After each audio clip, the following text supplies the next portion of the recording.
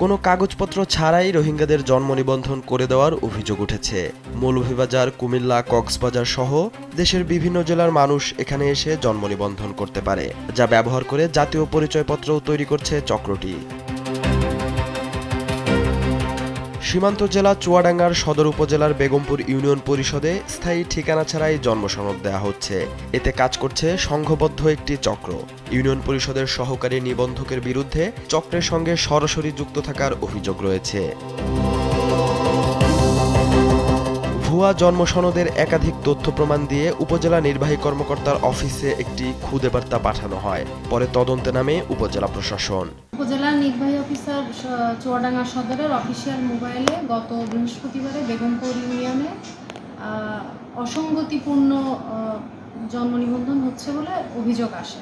তদন্তে দেখা যায় যাদের জন্মসনদ করে দেওয়া হয়েছে তাদের কেউই বেগমপুর ইউনিয়নের বাসিন্দা নন। স্থানীয়রাও তাদেরকে কখনো দেখেনি। এদের কারো বাড়ি মৌলভীবাজার, আবার কারো কোনো স্থায়ী ঠিকানাই নেই। কক্সবাজারের এমন ঠিকানাহীন অনেকের নাম পাওয়া গেছে।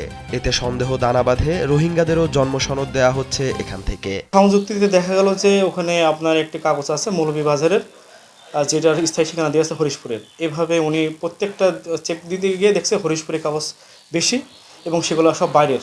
প্রশাসনের নাকের ডগায় বসে কাজ করছিল চক্রটি। জেলা প্রশাসক জানিয়েছে, প্রাথমিক তদন্তে ঘটনার সত্যতা পাওয়ায় দুজনকে আটক করা হয়েছে। এ ঘটনায় উপজেলার সব ইউনিয়নে সরাসরি অভিযান চলবে বলেও জানান তিনি। আমরা সরেজমিনে মাঠে গিয়েও তদন্ত করে দেখা গেল যে যাদের নামে জন্ম নিবন্ধন এখান থেকে দেয়া হয়েছে এই জায়গাতে অর্থাৎ চুয়াডাঙ্গাতে বেগমপুর ইউনিয়নে তাদের কোনো অস্তিত্বই পাওয়া যায়নি। বিষয়টি নিশ্চিত করে পুলিশ জানিয়েছে, উপজেলা প্রশাসন তাদের কাছে দুজন আসামিকে হস্তান্তর করেছে। পরে সাইবার সুরক্ষা আইনে তাদের বিরুদ্ধে মামলা দায়ের হয়েছে। জন্ম সনদ জালিয়াতির সুনির্দিষ্ট প্রমাণ পেয়ে সদর উপজেলা নির্বাহী অফিসার মহোদয় তাদেরকে জিজ্ঞাসাবাদ শেষে আমাদের কাছে হস্তান্তর করে এবং লিখিতভাবে তার প্রতিনিধির মাধ্যমে থানায় এজাহার দায়ের করে। মামলা রুজু প্রক্রিয়াধীন রয়েছে। মামলা রুজু শেষে তাদেরকে বিজ্ঞ আদালতে প্রেরণ করা হবে। গ্রেপ্তারকৃতরা হলেন বেগমপুর ইউনিয়নের সহকারী নিবন্ধক রায়হান মাহমুদ ও উদ্যোক্তা আরিফুল ইসলাম। তাদের বিরুদ্ধে ভুয়া জন্মসনদ তৈরির অভিযোগ উঠেছে। তবে এখনও ধরাছোঁয়ার বাইরে রয়েছেন বেগমপুর ইউনিয়নের নিবন্ধক বিল্লাল হোসেন। তার বিরুদ্ধে বিভাগীয় ব্যবস্থা নেওয়া হবে বলে জানান জেলা প্রশাসক। আমি নিবন্ধক নিয়েও যে কথাটি শুনছি এটা আমরা আরো তদন্ত করব।